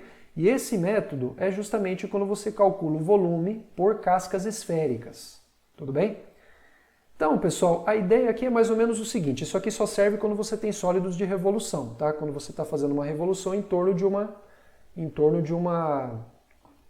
algum eixo aí, né? Você pode até generalizar isso daqui, né, para quando você tem coisas ligeiramente diferentes disso que eu estou mostrando aqui para vocês, tá? Mas eu vou me limitar a mostrar apenas quando você tem superfícies dadas como sendo um sólido de revolução em torno de um eixo, tá? Então o que acontece? Bom, quando a gente calcula áreas, o elemento fundamental para a gente calcular o que era digamos assim, o que era a área, né, de uma região do plano, foi você saber calcular áreas de retângulos, certo? Quando a gente estava calculando até o presente momento volumes de sólidos no R3, o que foi necessário para que a gente calculasse os elementos de aproximação eram basicamente volumes de cilindros, correto? Cilindros no sentido de que você tinha, né, uma região do plano, e aí você tinha uma outra região congruente a ele, você tinha um cilindro, aquilo lá que era o elemento básico para você calcular o volume do sólido em questão, tá certo? Agora, segundo o procedimento aqui que a gente vai fazer, o elemento básico para você fazer, digamos assim, as integrais aqui que a gente vai fazer, ou seja, o elemento básico, né, que vai nos permitir aproximar os volumes que a gente vai procurar, eles vão ser, digamos assim, cilindros, entretanto muito especiais. Cilindros que têm como base um anel, certo? Então você tem uma casca exterior para esse cilindro e uma casca interior. E o que você vai estar interessado em calcular o volume desse cilindro cuja base é um anel, ok? E aí, esse elemento que vai ser usado para aproximar o volume que a gente vai procurar, tá? Então vamos colocar o primeiro problema para depois a gente ver como que a gente vai atacá-lo. Então vamos fazer o seguinte, bom, vamos considerar um sólido S, tudo bem?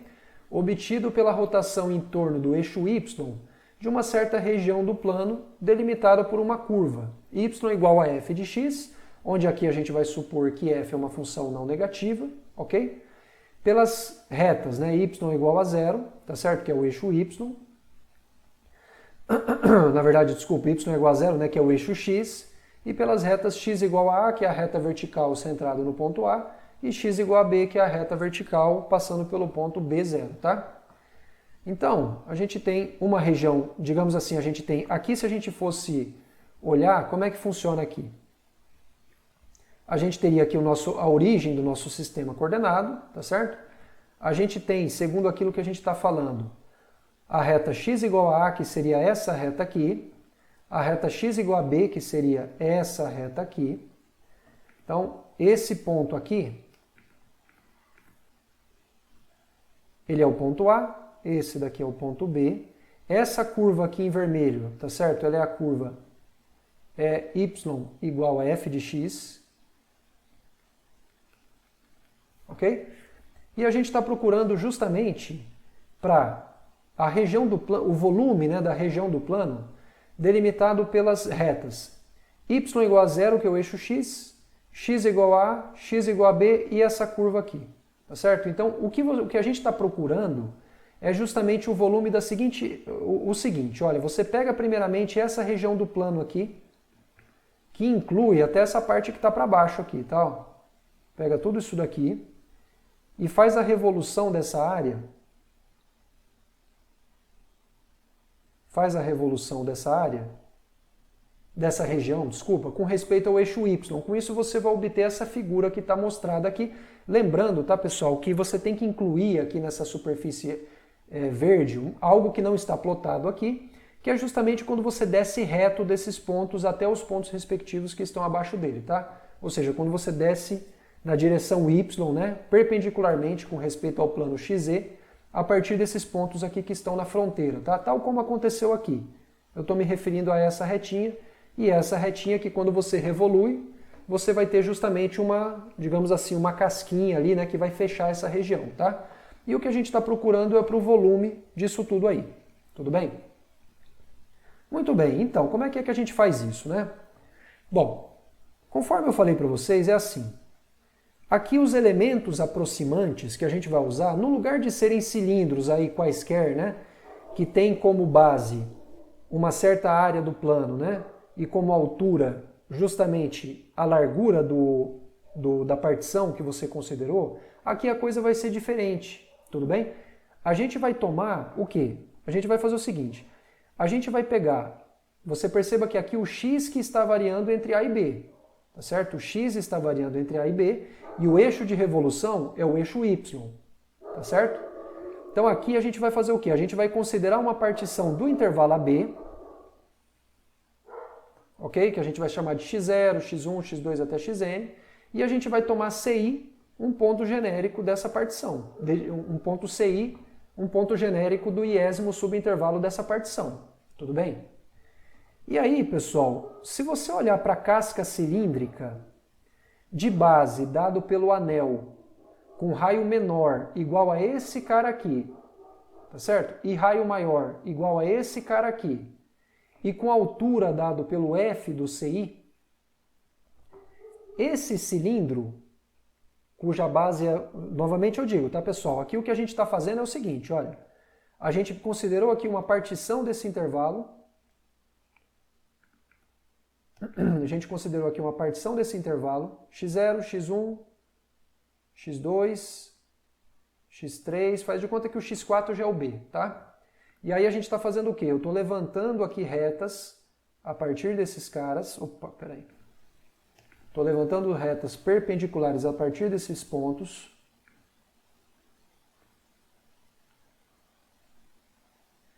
E eu vou olhar, o que eu vou fazer? Eu vou pegar essas duas retas aqui que eu ergui, eu vou pegar o ponto CI, que está aqui no meio, ponto C, no caso aqui é o ponto C2, tá?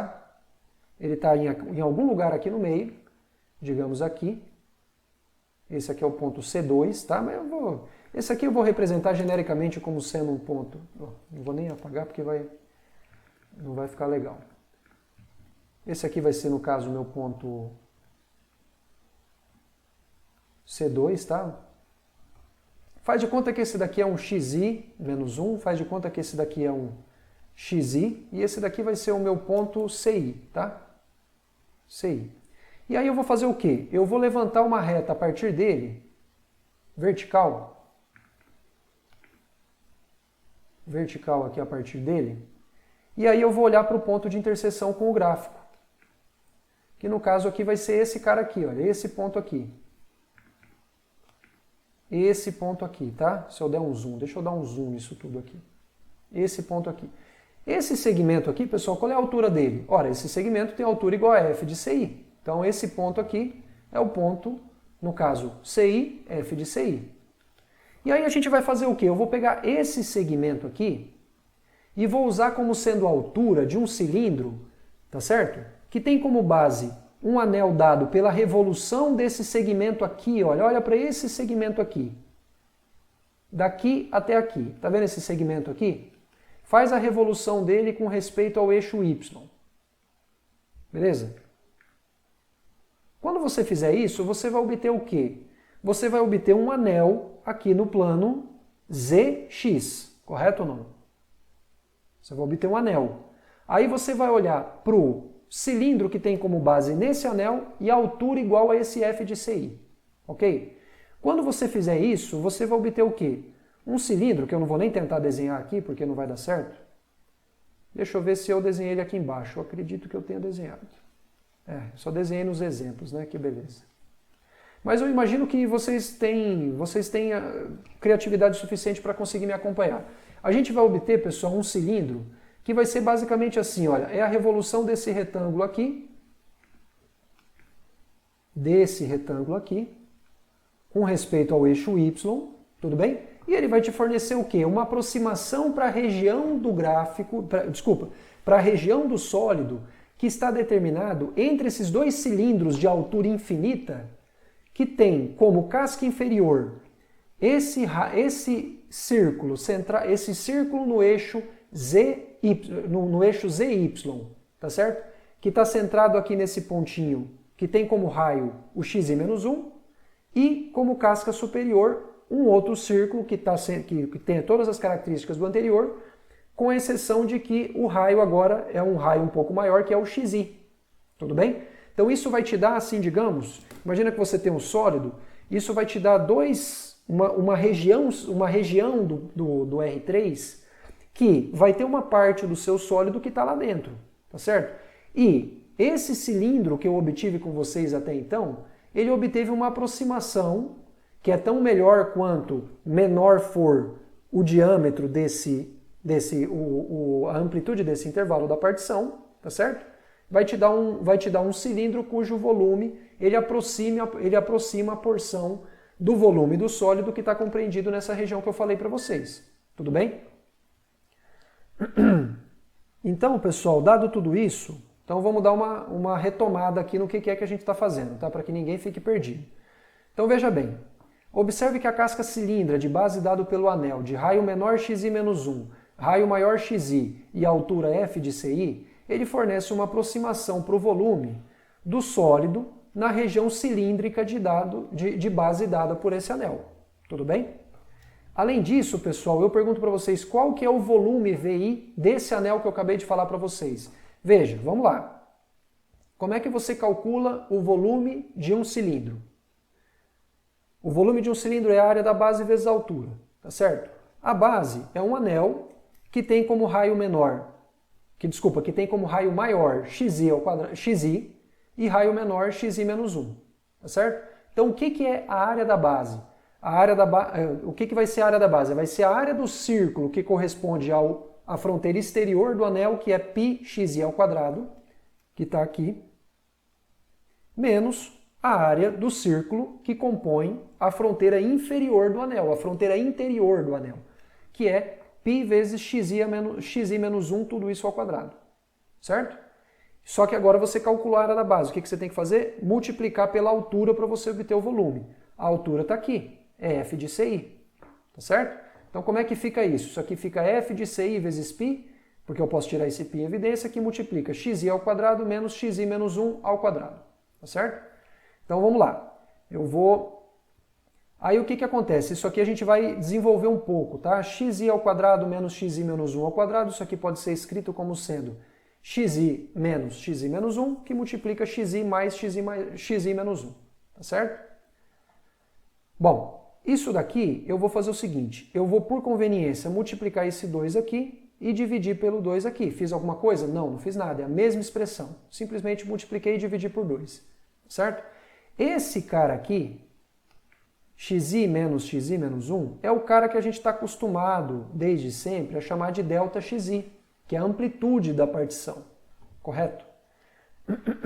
E esse cara aqui que sobrou, ele é justamente 2π que multiplica um certo número que, se vocês forem perceber, ele é exatamente o ponto médio da partição, ok? Ele é o ponto médio da partição. Então, esse ponto eu vou denotar por xi⁻, que é o ponto médio da partição. Desculpa, é o ponto médio do iésimo subintervalo da partição. Beleza? Então, conforme eu estou dizendo aqui, o xi⁻, ele denota o raio médio desse anel, ou seja, ele corresponde justamente ao ponto médio da partição, certo? E o ΔXi, como sempre, expressa, embora não tenha escrito aqui, ele expressa a amplitude de cada um dos subintervalos, ok? Muito bem, então o que acontece?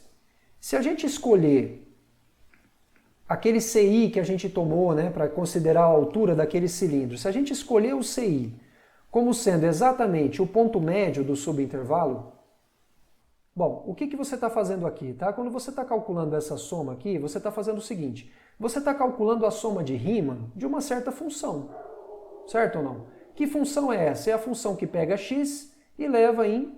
É a função que pega x e leva em f de x, que multiplica 2π. Então eu vou escrever isso assim, tá? Ó, 2π vezes x vezes f de x, certo? Você está calculando a soma de Riemann dessa função aqui. E essa soma de Riemann, a gente sabe, né, que quando você faz o volume, quando você faz a amplitude da partição tender a zero, você sabe que essa soma ela se aproxima de uma certa integral. Tudo bem, pessoal? Então essa soma de Riemann, ela está te fornecendo o que por enquanto? Ela está te fornecendo exatamente, né, pelas contas que a gente fez aqui, tá? Lembrando que o iésimo, o volume do VI, que é a iésima aproximação, né, na verdade que é a aproximação da região do sólido que está entre aquela casca cilíndrica, tá certo? Com raio menor igual a xi menos 1 e raio maior igual a xi, está sendo dado exatamente por essa expressão aqui. E é essa expressão que está dentro da soma. Então, essa soma, no final das contas, ela está te fornecendo uma aproximação para o volume dessa região, ou seja, para o volume desse sólido que você está procurando. Tudo bem, pessoal? E aí, quer dizer, quando você tomar o limite, né, quando a amplitude da partição tende a zero, você sabe que essa soma de Riemann ela vai convergir exatamente para a integral com respeito a x entre a e b dessa função aqui. Tudo bem? Porque perceba que isso daqui é a soma de Riemann dessa função aqui. É a soma de Riemann dessa função aqui. Ok? Aqui que entra a variável, se vocês olharem lá na soma de Riemann. Beleza? Porque isso aqui é como se fosse a função em questão aplicado num ponto que está ali entre os dois intervalos da partição. Tá certo? Os dois extremos da partição. Ou seja, pessoal, o que está acontecendo? Na verdade, eu tinha feito o desenho sim. Olha só. O que a gente quer fazer? Vamos lá. Você está pegando uma certa região do plano que está desenhado aqui, né? Ó, você tem no plano x, você tem aqui no plano yx, então o y para mim é o eixo em verde, o x para mim é o eixo vermelho, tá? Então esse daqui é o eixo x, esse daqui é o eixo y, esse daqui é o eixo z, ok? Você tem uma curva que está aqui nesse plano, tá? xy, onde você está expressando o y em função de x. E você tem que essa curva ela está definida para x entre a e xb. Para x entre a e para x entre a e b. Ok? O que você faz? Você considera uma partição desse intervalo aqui. E aí, quando você faz, no final das contas, esse processo, o que isso está te falando é mais ou menos assim, pessoal. É aquela ideia assim, olha, quando a gente estava calculando áreas, o que a gente fazia? Você estava aqui com uma região no plano, você tinha aqui uma curva F, você tem A, você tem B, e você quer saber a área dessa região aqui. O que você faz, grosso modo? Aquele processo de aproximação, no final das contas, se resume a quê? Se resume a você fazer o seguinte, fixa um x aqui genérico, olha para esse segmento de reta, isso daqui vai ter comprimento igual a f de x, comprimento igual a f de x, o que você faz? Integra esse comprimento com respeito a x entre os dois extremos de A até B. O que a gente está fazendo aqui, pessoal? Você está fazendo o seguinte, você está pegando um x, então aqui é a mesma coisa, tá? Vamos lembrar. Aqui você tem A, aqui você tem o B. Lembrando, tá? Esse aqui é o eixo x, esse aqui é o eixo y, esse aqui é o eixo z. Você pegou um x genérico, tá aqui, e você está olhando para o cilindro, só para a casca do cilindro, que tem como base a circunferência centrada, no caso aqui na origem, de raio x, tá certo? Que é paralelo ao eixo y, tudo bem? Esse cilindro aqui. E que tem altura igual a f de x. Então essa altura aqui, isso daqui, pessoal, está acontecendo no ponto f de x. O que você vai fazer? No caso, esse cilindro, essa casca cilíndrica, ela tem uma área, correto ou não? Quanto é que vale a área dessa casca cilíndrica? A casca dessa área cilíndrica ela vale o seguinte, você precisa fazer? Vai ser a área da base, o comprimento da circunferência que está na base vezes a altura. Quanto é que é o comprimento da circunferência que está na base? 2π vezes o raio. Quanto que é o raio? X. Vezes a altura. Quem que é a altura? F de x. Percebeu, pessoal, por que é que aparece 2πx vezes f de x dx? Percebeu por que é isso daqui que está aparecendo? Porque isso daqui, pessoal, nada mais é do que a área da casca cilíndrica, tá certo? Quando você considera o cilindro centrado na origem, que está aqui sendo cortado pelo plano zx perpendicularmente, ou seja, um cilindro na direção do eixo y, tudo bem? Que ele tem como o centro a origem, o raio, né, da base é x e a altura é f de x. Qual que é a área dessa casca? Eu não estou falando de volume, eu estou falando da área dessa superfície rosa aqui no caso. Ora, vai ser a área da base vezes a altura, tudo bem? Quanto que é a área da base? Desculpa, não é a área da base, é o comprimento da base dessa linha, que é só a circunferência, que no caso é 2π vezes o raio, que é 2π vezes o x, vezes a altura, que é f de x. Então é isso aqui. Tá certo, pessoal? Então, percebeu a semelhança entre as duas coisas? É o mesmo raciocínio. O mesmo raciocínio que a gente levou para chegar à conclusão que a área dessa região aqui era isso daqui, é o que nos leva à conclusão que o volume desse sólido aqui que eu estou mostrando para vocês é justamente igual a isso daqui. Integral de a até b de 2πx vezes f de x dx. Tudo bem? Se vocês quiserem lembrar uma técnica para vocês lembrarem dessa expressão, vai ser o quê? V é igual a quê? A integral entre a e b, quem que é a e quem que é b? Lembre-se que você tem uma área que está sendo obtida pela revolução, tá certo? De uma certa área do plano, que no caso é uma área do plano x, y, tudo bem? E você sabe que esse A e B são justamente os caras que delimitam os extremos esquerdo e direito dessa área, tudo bem? Então esse que é o A e esse que é o B. Aí você tem o 2π vezes o x, que vem de você considerar o comprimento de uma circunferência centrada na origem de raio x, tá certo? E aí você tem a altura desse cilindro, que corresponde justamente a f de x, e o dx é como se fosse a espessura. É algo que está, na verdade, você sabe que esse dx ele tem a ver com aquele delta xi, né? Quando você leva ao limite aquele delta xi, ele colapsa no dx, digamos assim, a gente pode pensar assim, tá certo? Então isso daqui é o que corresponde à espessura nessa expressão. Tá ok, pessoal? Bom, vamos fazer aqui alguns exemplos, eu espero que fique mais claro isso agora, tá? Então vamos lá. Bom, então exemplo 1. Encontre o volume do sólido obtido pela rotação em torno do eixo y, tudo bem? Dessa região do plano aqui, y igual a x, y igual a x ao quadrado. Então o que está acontecendo aqui? Bom, a gente tem aqui, pessoal, ó, esse daqui é o eixo x, esse daqui é o eixo y, esse daqui é o eixo z. Opa, perdão, falei errado, tá? Esse aqui é o eixo x, esse daqui que é o eixo y, esse daqui que é o eixo z. A área do plano, ela está delimitada por essas duas curvas, tá? Essa primeira aqui, que é a reta y igual a x, e essa em vermelho, que é a curva y igual a x ao quadrado. Então a área que a gente está fazendo a rotação para obter a figura é essa, a região do plano é essa daqui, ó. Ok? E aí o que a gente faz? Você tem que fazer a rotação dela em torno do eixo y, tá certo? Como que a gente faz isso? Bom, dá para fazer daquele outro jeito que eu falei para vocês? Até dá, só que é mais difícil. Tudo bem? O que é muito mais fácil? Então vamos lá. Perceba, pessoal, que tal região do plano? Essa região, né, que está entre as curvas, né, y igual a x e y igual a x ao quadrado, a gente já está cansado de saber que isso corresponde a você considerar x entre 0 e 1 e o y entre x ao quadrado e x, ok? Então perceba que para cada x entre 0 e 1, ou seja, para cada x que você está tomando aqui, olha, aqui está o x igual a 0, aqui está o x igual a 1, tá? Para cada x que você toma aqui, e aqui está mostrando um x, para cada x que você toma aqui,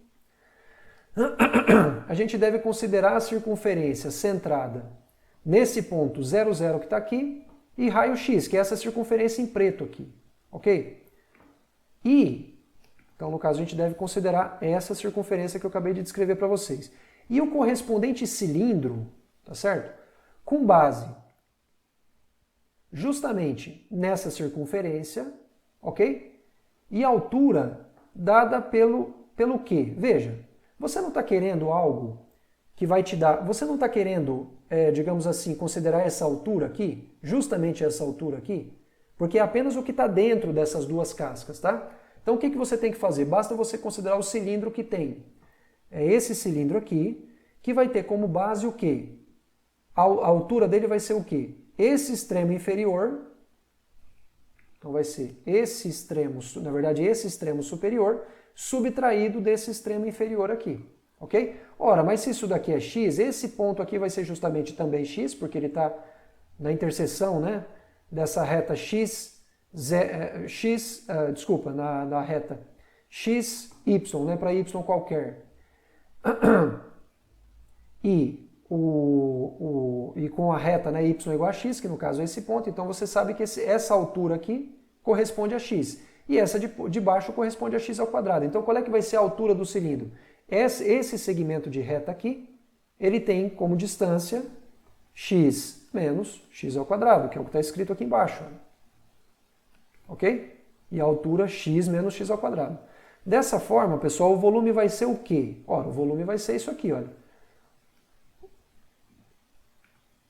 O volume vai ser justamente você fazer a integral entre os dois extremos onde o x está variando, que é entre 0 e 1. De quem? Você tem 2π vezes x, lembrando que isso daqui te dá o comprimento da circunferência em preto, certo? Vezes a altura do cilindro em questão. Quem que é a altura em questão? A altura é x menos x ao quadrado. Ok? Dx, que é como se fosse representando a espessura, né? Algo infinitesimal, ok? Então aqui, quando você calcular isso, vai dar o quê? Integral de 0 até 1. Na verdade, eu vou tirar esse 2π aqui para fora, né? Integral de 0 até 1 do quê? Vai ficar x ao quadrado menos x ao cubo dx. Então isso vai dar 2π, que multiplica x ao cubo sobre 3 menos x à quarta sobre 4, entre 0 e 1. Ok? Então, quando der 0 vai dar 0, por isso eu só vou calcular quando der 1. Então vai dar 2π, que multiplica 1/3 menos 1/4. Que é a mesma coisa que 2π, que multiplica 12. Então vai ser 2π. Então vai ser 2π vezes 1/12, né? Ou seja, dividido por 12, que é a mesma coisa que π sobre 6. Ok, pessoal? Então o volume dessa região aqui, que está ilustrada, é claro que aqui eu não fechei tudo, tá? Para a gente poder ver a casquinha do cilindro. Isso daqui, ele dá justamente π sobre 6, a menos que eu tenha errado alguma conta. Acredito que não. Tudo bem, pessoal? Então, isso daqui é uma outra forma também da gente resolver esse tipo de exercício. Tá certo, pessoal? Basicamente era isso aí que eu queria passar para vocês. Sei que é bastante coisa, a aula acabou sendo um pouco mais comprida do que eu planejava, tá? Mas, enfim, basicamente era isso, tá? Muito obrigado aí para quem ficou até o final.